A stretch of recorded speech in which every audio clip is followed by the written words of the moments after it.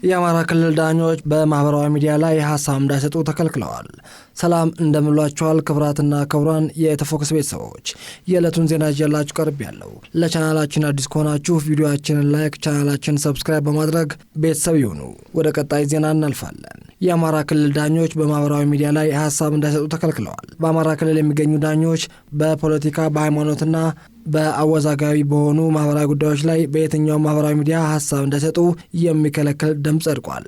ደንቡ በክልሉ የሚገኙ ዳኞች ሐሰተኛ ማህበራዊ ሚዲያን እንዳይጠቀሙም እንዳይከተሉና አባል እንዳይሆኑም ይከለክላል። ዳኞቹና የጉባኤ ተሿሚዎች ስነ ምግባር የዲሲፕሊን የሚመለከተው ይህ ደንብም የጸደቀው ከትላንት በስቲያ ማክሰኞ ግንቦት 5 ቀን ነው።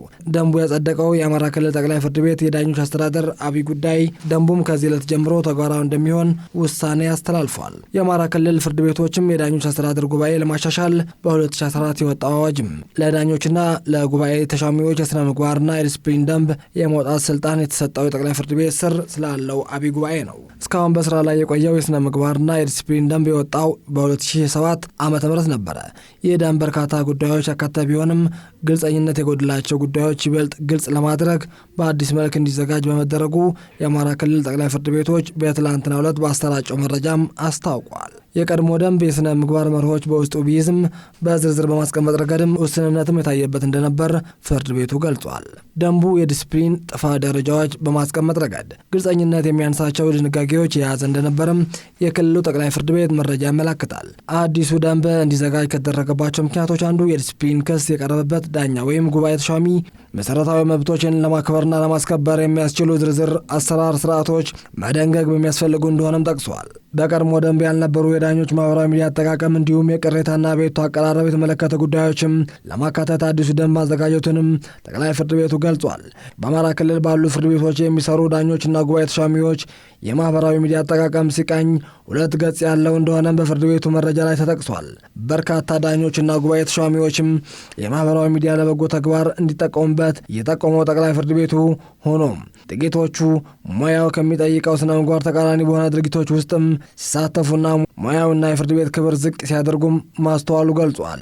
ጥቂት ዳኞችና የጉባኤ ተሿሚዎችም የማህበራዊ ሚዲያ አጠቃቀም ሲቃኝ የዳኝነት ነጻነት የሚጋፋ ገለልተኝነት ሳይሆን ወገንተኝነት የሚያሳይ ማህበረሰቡ ለዳኞችና ለፍርድ ቤቶች የሚሰጠውን እምነት፣ ክብር እና ግምት ዝቅ እንዲል የሚያደርግ መሆኑ እንረዳለን ሲል ጠቅላይ ፍርድ ቤቱ መረጃ ትቷል። ስለሆነም የዚህ አይነት ግብረ ገብነት የጎደላቸው የማህበራዊ ሚዲያ አጠቃቀም የሚከለክሉ ድንጋጌዎችን በዳኞችና በጉባኤ ተሿሚዎች የስነ ምግባር እና የዲሲፕሊን ደንብ ውስጥም እንዲካተቱ ማድረግ አስፈላጊ ሆኖ ተገኝቷል ሲልም ፍርድ ቤቱ አክሏል። አዲሱ ደንብ የማህበራዊ ሚዲያ አይነቶች ዝርዝር እና የእነዚህ መድረኮች አጠቃቀም ሲባልም ምን ማለት እንደሆነ ትርጓሜውን አስቀምጧል። ደንቡ ማህበራዊ ሚዲያ በመጠቀም ረገድ ለዳኞችና ለጉባኤ ተሿሚዎች የተፈቀዱ ጉዳዮችና ክልከላዎችም ዘርዝሯል። ክልከላዎቹ መካከል ዳኞቹ የፖለቲካ ፓርቲ ተመራጭ የፖለቲካ ፉክክር ወይም የፖለቲካ አስተሳሰቦችን በመደገፍ ወይም በመቃወም በማህበራዊ ሚዲያ መግለጽ የተከለከለ መሆኑም ደንቡ ላይ ተደንግጓል።